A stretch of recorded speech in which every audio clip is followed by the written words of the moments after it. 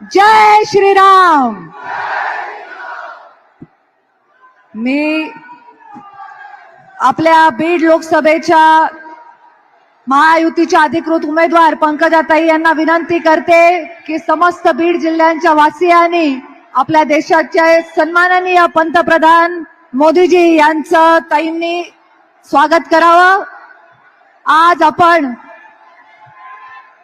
हा दांडपट्टा जो शौर्याचं प्रतीक आहे त्या शौर्याचं प्रतीक हे त्यांना घालून पंकजाताई त्यांचं स्वागत करत आहेत। त्याच बरोबरीने संत महंतांची जन्म आणि कर्मभूमी असणाऱ्या बीड जिल्ह्याचं वारकरी संप्रदायाचं प्रतीक म्हणून ही संतांची पगडी मोदीजींना ताईंनी घालून त्यांचं स्वागत केलेलं आहे। त्याच बरोबरीने कष्टकऱ्यांच्या कष्टाचं सन्मान म्हणून घोंगडी आणि काठी हे देऊन सुद्धा आज आपण आपल्या जिल्ह्यामध्ये या देशाचे पंतप्रधान सन्माननीय मोदीजी यांचा सन्मान करत आहोत।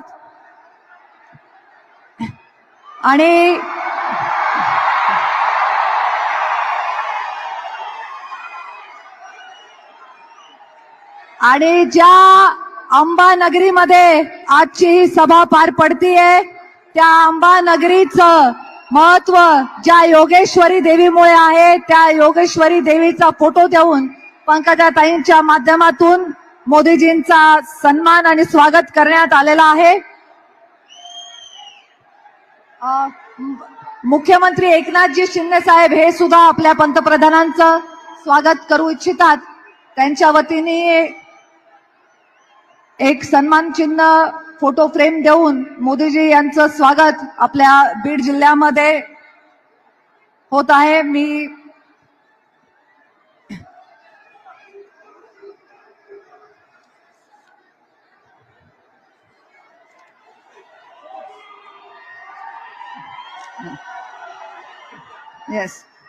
बीड जिल्ह्याच्या वतीने आपण सर्वांनी आपल्या जिल्ह्याच्या सन्मानाचं प्रतीक असणाऱ्या भेटवस्तू देऊन आपल्या पंतप्रधानांचं लाडक्या पंतप्रधानांचं स्वागत केलेलं आहे। आता मी विनंती करते की चीफ मिनिस्टर म्हणजे सीएम म्हणजे चीफ मिनिस्टर नाही तर कॉमन मॅन म्हणून सर्वसामान्यांना सहज उपलब्ध असणारे महाराष्ट्र राज्याचे संवेदनशील नेतृत्व सन्माननीय एकनाथजी शिंदे साहेब यांना विनंती करते त्यांनी मार्गदर्शन करावं।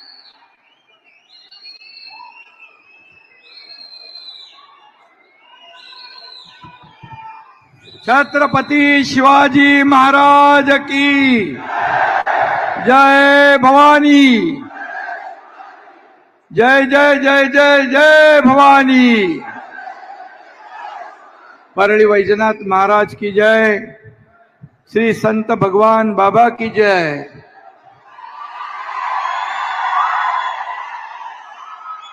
आणि सगळ्यांना जय श्रीराम।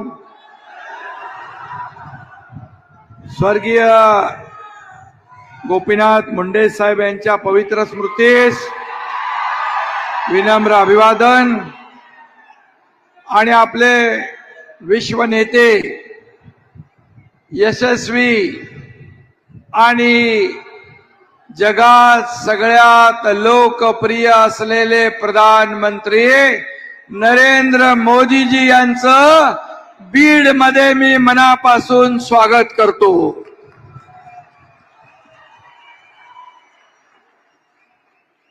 खरं म्हणजे देशभरामध्ये आज प्रचाराचं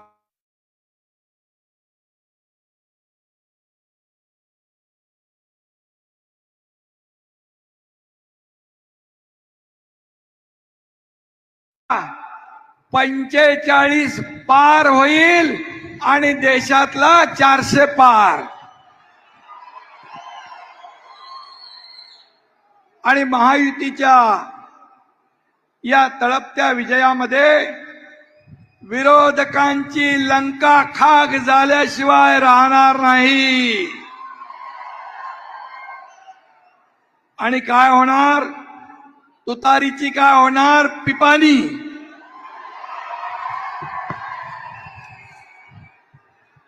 करणार ना। आणि आपल्या कारण देशामध्ये एकच गॅरंटी चालते, ती म्हणजे,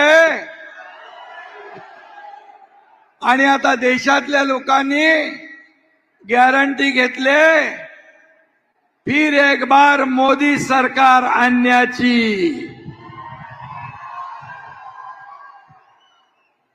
आदरणीय मोदी जी, आपको मैं बताना चाहता हूं कि हमारे बीड़ की जनता है, ये जनता बहुत प्यारी है। ये गांव के लोग हैं, सीधे साधे लोग हैं, इनके दिल में कोई खोट नहीं होती। ये जनता किसी को मन से स्वीकारती है तो उनका कभी भी साथ नहीं छोड़ती। और बीड़ की जनता ने हमेशा हमारे मित्र गोपीनाथ मुंडे जी को प्रेम दिया है, उनका सम्मान किया है, और आज वो जनता का आशीर्वाद उनकी बेटी पंकजा ताई को देने के लिए आए हैं। आपका खाली हेलीकॉप्टर यहां से आ गया, आपका सिर्फ हेलीकॉप्टर आ गया तो हमारे सब भीड़ की जनता खड़ी हो गई, सिर्फ हेलीकॉप्टर आने के आवाज से ही। ये हमारे आदरणीय प्रधानमंत्री जी को भी दिल से चाहते, दिल से। और इसलिए मैं फिर एक बार ये जनता की ओर से, महाराष्ट्र की ओर से आपका तहे दिल से स्वागत करता हूं, हृदय से स्वागत करता हूं, आपको धन्यवाद भी देता हूं। बीडचे लोक काय म्हणतात, दिल्ली गाजवणार मुंडे साहेबांची लेक, कुठून आली तुतारी, चल उचलून फेक। फेकणार ना? बीडच्या लोकांना माहित आहे पंकजाताईंना मत म्हणजे आपल्या मोदीजींना मत, आणि मोदीजींना मत म्हणजे देशाच्या विकासाला मत, या विकसनशील भारत देशाला मत। आणि म्हणून मोदीजींनी आपल्या देशाचा लौकिक जगभरात वाढवला, जगभरात आपल्या देशाचा डंका पिटवलाय, जगभरात आपल्या देशाचं नाव रोशन केलंय। असा प्रधानमंत्री 10 वर्षात एकही सुट्टी न घेणारा आपल्याला लाभलेला आहे। बांधवांनो आणि भगिनींनो, पूर्ण जीवन या देश सेवेला अर्पित केलेला आपला हा प्रधानमंत्री। आणि म्हणून आपल्याला मी एवढीच सांगतो, आज संपूर्ण जग आपल्या बरोबर आहे, आणि आपल्या देशातील इंडिया आघाडी पाकिस्तान बरोबर आहे। पाकिस्तानची बोली बोलू लागले। 26/11च्या हल्ल्यातील शहीद हेमंत करकरे यांचा मृत्यू कसाबच्या गोळीने झाला नाही असं काँग्रेसचे वडेट्टीवार बोललेत, बरळलेत। तसा माणूस बरा होता, काँग्रेसमध्ये गेला बिघडलाय, वाया गेलाय, देशद्रोही बाता करू लागलाय, पाकिस्तानची बोली बोलू लागलाय। तो कोण, अब्दुल फारुक अब्दुल्ला म्हणतो पाकिस्तानकडे अणुबॉम्ब आहे, पाकिस्तान ने चुड़िया भरी है क्या? अरे या देशात राहता आणि पाकिस्तानचे गोडगे गाता। हमारे पास तो सबसे बड़ा अणुबॉम्ब यहाँ बैठा है, वो सीधा घुस के मारता है, सर्जिकल स्ट्राइक करता है।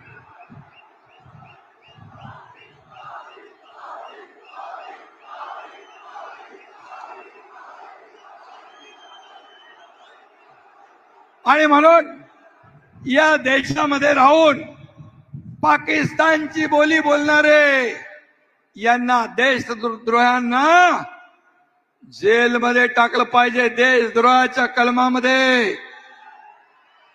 आणि म्हणून शहीदांचा अपमान, या पोलिसांचा अपमान, एनएसजी कमांडोंचा अपमान ज्यांनी केलाय त्यांना येत्या निवडणुकीत तुम्ही धडा शिकवणार ना? शहीदों का अपमान नहीं सहेगा हिंदुस्तान. आणि म्हणून मी काल म्हणालो होतो, काँग्रेस का हात पाकिस्तान के साथ. हे असं दुर्दैवी दृश्य आपल्याकडे पाहायला मिळतंय. आणि म्हणून मी आपल्याला एवढंच सांगतो, तुम्हाला मोदीजींना विरोध करायचा असेल तर खुशाल करा, पण त्यासाठी घाणीमध्ये चिखलामध्ये लोळू नका. आपल्याकडे एक म्हण आहे ना, बेडकाला सोन्याच्या विटेवर जरी बसवलं तरी तो कुठे उडी मारतो? चिखलातच, नाल्यातच. तशी या विरोधकांची अवस्था झालेली आहे. आणि म्हणून काँग्रेसवाल्यांना थोडी जनाची नाही तर मनाची तरी लाज वाटली पाहिजे. कारण मोदीजींनी आवाज दिल्यानंतर 60 कोटी जनता आपले डीपी बदलते, 60 कोटी जनता आपल्या घरावर तिरंगा फडकवते. हे मोदीजींचं काम आहे. आणि म्हणून अशा कर्तृत्ववान मोदींना हरवण्याची भाषा हे चिरकुट लोक करतात. आणि म्हणून बुडाला जळतंय आणि डोंगरावरची आग विझवायला पळतंय, अशी तुमची अवस्था आहे. पहिले आपलं घर सांभाळा. आणि म्हणून त्याला एक म्हण आहे, उघड्या शेजारी नागडा गेला, असं काहीतरी आहे ना. ते सगळे तसे झालेले आहे. आणि म्हणून तुम्ही किती आपटा म्हणजे आदळ आपट करा, आएगा तो मोदी. आणि म्हणून ही निवडणूक पंकजाताईंची किंवा तुमची आमची नाहीये. ही निवडणूक महाराष्ट्र घडवणारी आहे. ही निवडणूक महासत्ता घडवणारी आहे. ही नरेंद्र मोदीजी विरुद्ध राहुल गांधी अशी आहे.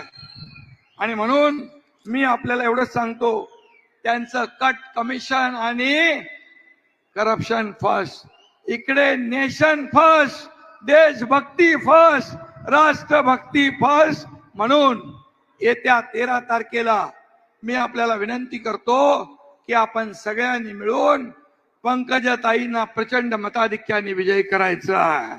त्यांचं कमळाचं बटन दाबून त्यांना विजयी करायचं आहे. फक्त एवढंच सांगतो, काही लोक मराठा समाजामध्ये संभ्रम पसरवतात, पण आपल्या सरकारने मराठा समाजाला 10% आरक्षण दिलंय, ते टिकवलंय. ओबीसीला धक्का न लावता, इतरही समाजाला धक्का न लावता ते टिकवलंय. ज्यांनी द्यायला पाहिजे होतं त्यांनी दिलं नाही, परंतु दिल्यानंतर ते कोर्टात जातात. परंतु तुम्हाला मी सांगतो, आपलं सरकार मराठा समाजाला दिलेलं आरक्षण टिकवणार, कायद्याच्या चौकटीत बसवणार आणि कुणबी प्रमाणपत्रही देण्याचं आपण सुरू केलंय. दुसरं जे सगळे सोयरेचं सुरू आहे, ओबीसी समाज, इतर कुठल्याही समाजावर अन्याय न करता आम्ही समाजाला न्याय दिलाय. म्हणून तुम्ही कुणाच्याही भूल थापांना बळी पडू नका. तुम्ही कुठेही दिशाभूल करणाऱ्याला बळी पडू नका, एवढीच आपल्याला मी विनंती करतो. आणि पुन्हा एकदा आपल्या सगळ्यांच्या वतीने मी पंकजाताईंचं अभिनंदन करू. आज पंकजाताईंचं मी अभिनंदन करतो आणि आदरणीय प्रधानमंत्री नरेंद्र मोदीजींचं पुन्हा एकदा मी बीडवासियांच्या वतीने, महाराष्ट्र सरकारच्या वतीने मनापासून आपलं अभिनंदन, मनापासून आपल्याला धन्यवाद. जय हिंद, जय महाराष्ट्र, जय श्रीराम.